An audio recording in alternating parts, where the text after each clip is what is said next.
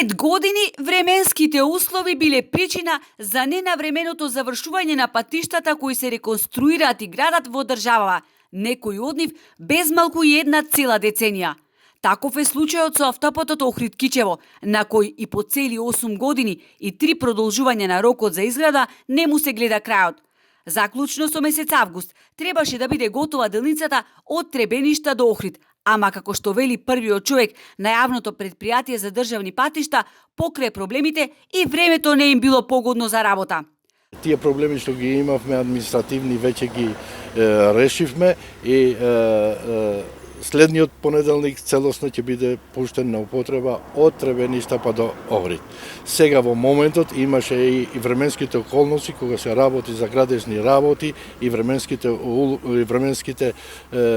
околности имаат влијание на работите на градежните работи. Рустеми, кој беше дојден во Струга да изврши увид на магистралниот пат Подмолје Струга Ќафасан, за чија реконструкција, односно само ставање на нов асфалт, биле потребни дури 15 месеци, го прашавме дали и овој патен правец ќе се заврши навреме колку што се завршија другите патишта кои се градат низ државава. Алфа го праша и кога ќе биде целосно завршен барем еден пат. Автопатот Великичево Охрид ќе бил готов до крајот на 2023, ама требало да се завршат уште 10 инфраструктури проекти за паралелни и пристапни патишта. Ама тоа не е една мака.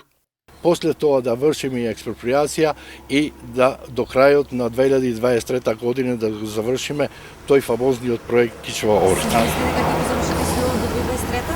Реално ли е тоа? Ние имаме амандман број 5, каде според амандманот број 5 ние имаме предвиден рок за завршување на тој проект.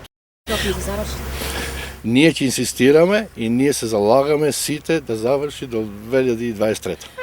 Во очајна состојба и патниот правец Охрид Свети Наум, кој е дел од сите политички кампањи, ама никако да се реновира, ако веќе не може да се направи нов. Рустеми вели проекти мало, ама со оглед на економската криза се пребројувале парите во државната каса, оти цените во градежништвото скокнале за 70 односно 80%.